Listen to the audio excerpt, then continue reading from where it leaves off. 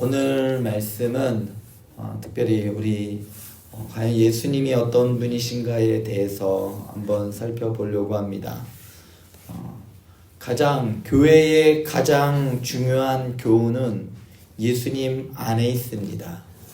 이 교회가 예수 그리스도 안에 있지 않는다면 교회는 교회로서의 할 일과 명분과 목적이 없게 되는 거죠. 그래서 교회에 있어서 가장 중요한 것은 바로 예수입니다.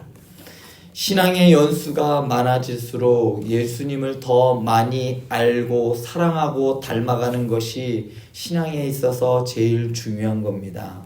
예수를 오랫동안 믿었지만 예수님을 닮아가는 그 성품이 조금도 없다면 예수 헛믿는 겁니다. 우리가 인격을 잘 다듬어 다른 사람에게 훌륭하다고 인정받는 것이 중요한 것이 아니에요. 허물 많은 우리가 주님을 사랑하다 보니까 그분을 닮는 그러한 복이 그 복과 영광이 주어진다는 것이 더 중요한 겁니다. 우리의 성품이 바뀌는 것이 복이 아니라 우리가 예수를 닮아간다는 것이 우리가 복인 것이죠. 이런 것이 바로 성도의 신앙생활입니다. 그런 면에서 예수를 아는 지식이 자라나는 것은 성도에게 있어서 아주 중요합니다. 교회 생활에 익숙해지는 것이 신앙생활이 아니에요. 교회를 많이 다녀서 그래 예배는 이렇게 드리고 이런 봉사를 하고 이런 것이 신앙생활이 아닙니다. 신앙생활의 핵심은 예수를 아는 지식이 자라가는 겁니다. 우리가 교회를 나오는데 예수가 도통 누군지 모르겠다라고 하면 신앙이 자라지 않은 겁니다. 교회 생활은 할 수 있을지언정 신앙이 자라나지 않는 겁니다. 초대교회 성도들은 예수님을 세 가지로 이해를 했습니다. 첫 번째로 예수를 보이지 않는 하나님의 형상으로 예수님을 인정을 했어요. 우리는 하나님을 볼 수가 없죠. 구약 성경에도 하나님을 대대로 본 사람은 없습니다. 여러분과 제가 하나님을 보면 살아있을 수가 없는 것이죠.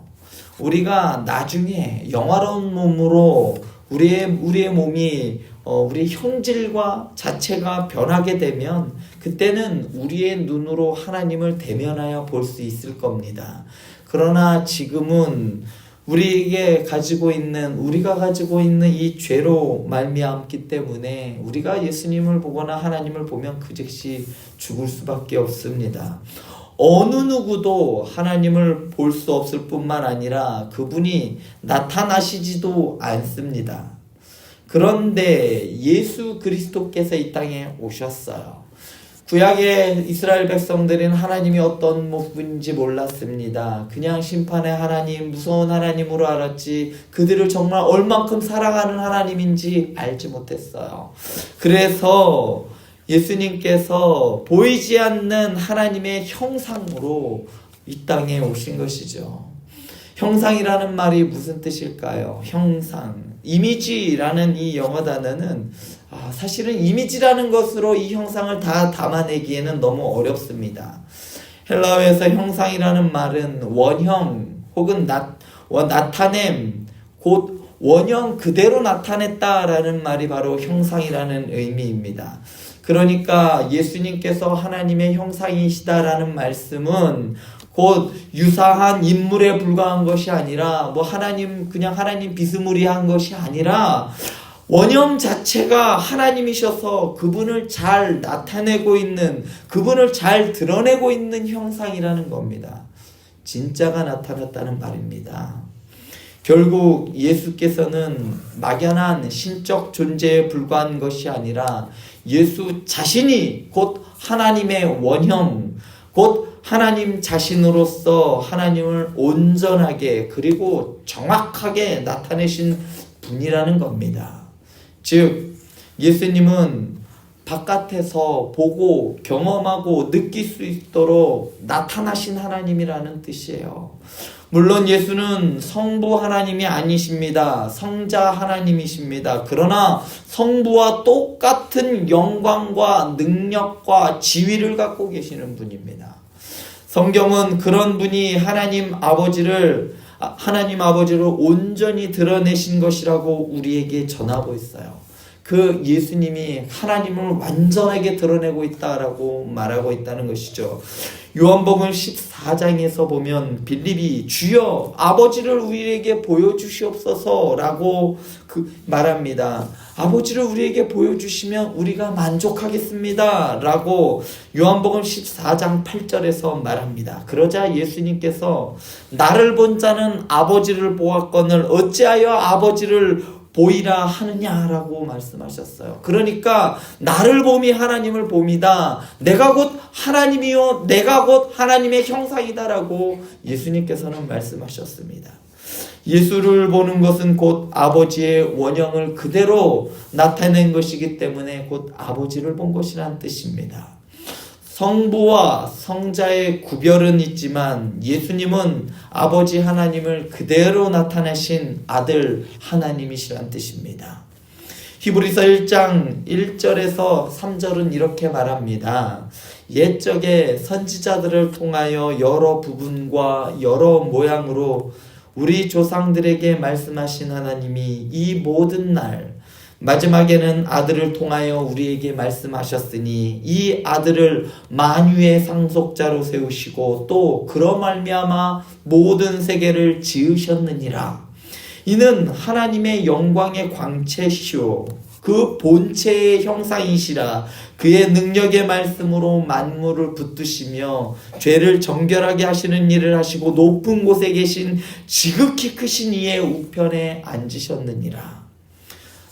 선지자들을 통해 말씀하신 하나님이 이 모든 날 마지막에는 아들을 통하여 우리에게 말씀하셨습니다.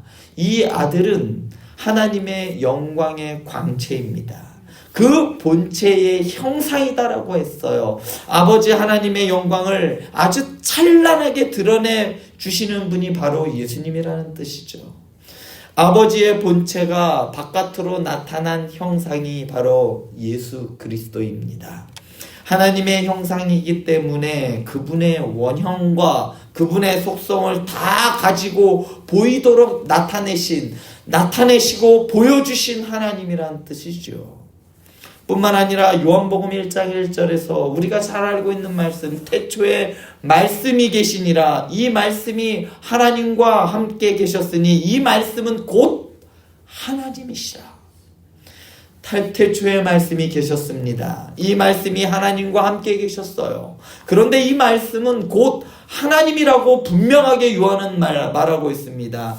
분명히 구별되는데 이 말씀과 하나님은 한 분이란 뜻이에요. 구별은 되는데 하나님 한 분이시란 뜻입니다.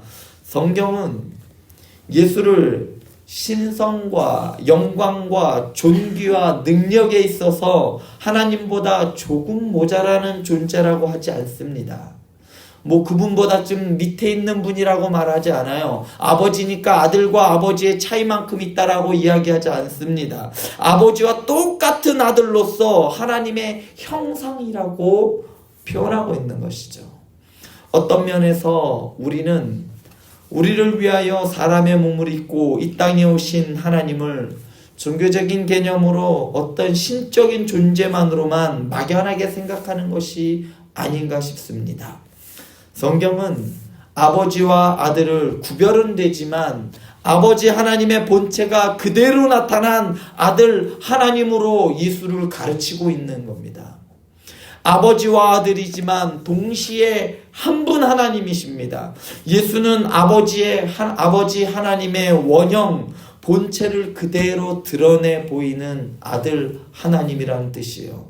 조금 어려울 수 있지만 이것이 성경이 우리에게 말해주고 있는 바입니다. 둘째로 초대교회 성도들은 예수님을 어떤 분으로 이해했느냐? 먼저 나신 이로 이해를 했습니다. 15절 하반절에 보면 예수를 모든 피조물보다 먼저 나신 이라고 말합니다. 그렇기 때문에 사람들이 헷갈릴 수가 있어요. 이 말 때문에 이단들이 나왔어요. 어떠냐? 예수님도 결국은 하나님이 창조했다. 사람들보다 먼저 만들었다라고 오해하는 경우가 많습니다.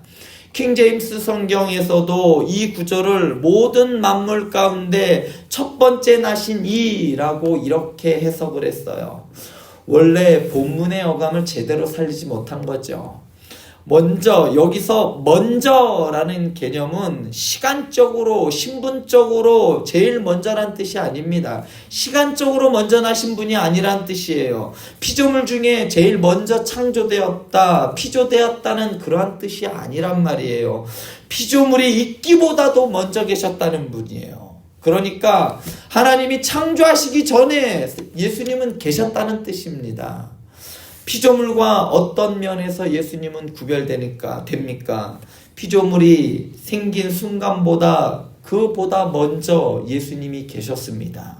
다르게 표현하면 그분은 피조체, 그러니까 하나님으로부터 창조된 분이 아니란 분입니다. 태초부터 아버지와 함께 계셨다는 분입니다.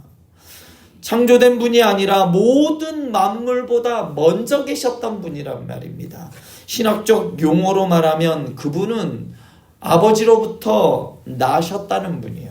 아버지로부터 나오셨다는 분이에요. 아버지가 창조한 분이 아니라 아버지로부터 나셨다라고 성경은 말합니다.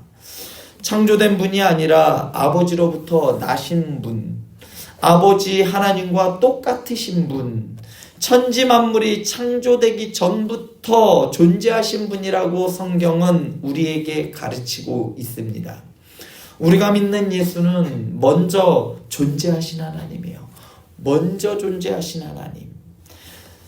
또한 초대교회 성도들은 예수님을 만물의 창조자로 이해했습니다.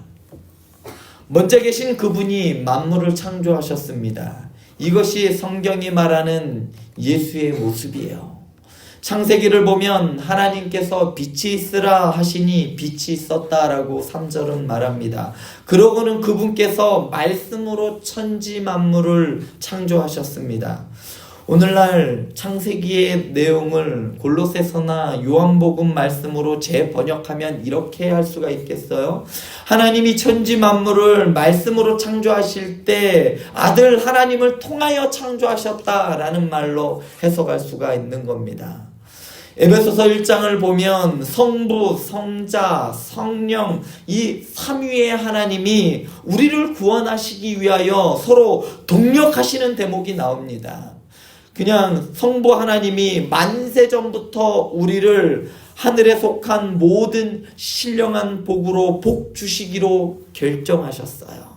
그러면 그 아버지 하나님의 계획과 뜻을 누가 실행했을까요? 아들 하나님께서 속량 곧 죄사함으로 아버지 하나님의 이 계획과 뜻을 실행하셨습니다. 그렇게 실행한 아들 하나님의 이 귀한 사역을 성령 하나님께서 우리 각자의 삶 속에 적용시켜 주신 겁니다. 이것이 에베소서 1장이 다루고 있는 삼위 하나님의 동역계에 대한 이야기입니다. 재창조에 해당하는 여러분과 저의 이 구원 사건에도 이 삼위 하나님이 함께 하신 것처럼 창조 사건도 삼위 하나님께서 함께 하셨던 겁니다. 우리의 구원을 이루기 위해서 아버지 하나님과 아들 하나님 그리고 성령 하나님이 함께 동역하셨던 것과 같이 온 천지 만물을 창조하실 때에도 하나님께서는 어느 한 분이 독단적으로 하신 것이 아니라 협력하여 하나의 창조를 만드셨다는 겁니다. 그래서 요한복음 1장 18절은 아들 하나님을 이렇게 표현합니다. 본래 하나님을 본 사람이 없으되 아버지 품속에 있는 독생하신 하나님이 나타나셨느니라 라고 말합니다.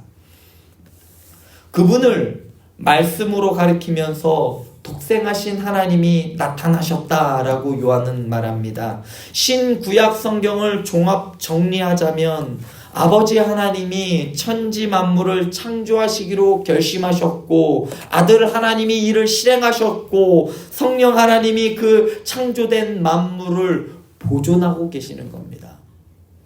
삼위 하나님은 재창조에 해당하는 이 구원에서도 함께 하신 것처럼 창조도 함께 하셨습니다. 혹시나 신앙생활을 오래 했지만 이런 말씀을 혹시 처음 접하시는 분들이 계실지도 모르겠어요. 지금 저분이 무슨 얘기를 하는 거지? 그런데 성경이 말하고 있는 이 창조의 원리가 바로 이렇습니다. 제가 제 생각을 말하는 것이 아니에요. 하지만 여러분들 혼돈에 빠뜨리게 이 말을 한 것이 아닙니다. 앞으로 여러분들이 들어야 할 이 부분을 여러 번 이것을 들어야 오늘 말씀을 이해할 수 있고 이 뒤에도 이해할 수가 있습니다. 성경은 아버지 하나님의 마음을 받들어 천지 만물을 만든 주체가 아들 하나님 곧 예수님이라고 말하고 있습니다.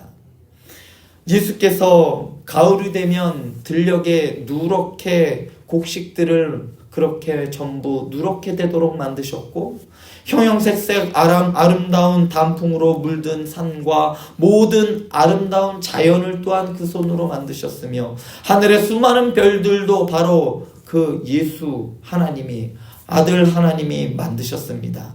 또한 하나님은 보이는 것만을 만드시지 않았어요. 우리 속에도 영을 만드셨습니다. 사람은 몸으로만 구성되어 있는 것이 아니에요. 오늘날 세상은 보이는 것, 만지는 것만 인정하려 하지요. 하나님이 어디 있어? 한번 예수님이 어디 있어? 한번 보여줘봐. 이렇게 말합니다. 눈에 보이지 않는 영과 눈에 보이지 않는 존재는 사람들은 인정하려고 하지 않습니다. 천사는 물론이거니와 하나님도 마찬가지입니다. 하나님이나 천사는 눈에 보이지는 않지만 반드시 존재합니다. 사람은 육과 영으로 구분되어 있습니다. 사람은 육과 영이 합쳐져 있을 때 온전한 사람이 되는 겁니다. 세상의 가르침이 아무리 탁월해도 유명한 선생님이 가르치는 교훈이나 훌륭한 철학자가 하는 말이 아니라 그러니까 그런 말이라도 어리석기는 매 마찬가지입니다. 아무리 저명한 사람들이 이야기한다 할지라도 그들의 말하는 것은 어리석은 것일 뿐입니다. 자꾸 그들의 생각은 몸만 생각하지요.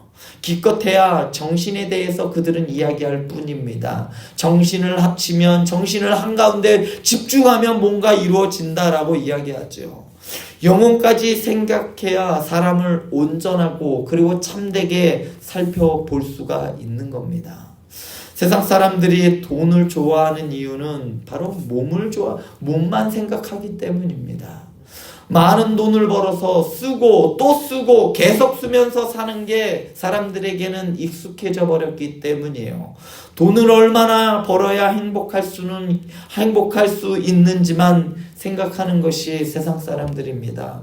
저만큼 더 있으면 좋겠다. 한 10억 정도 더 있으면 좋겠다.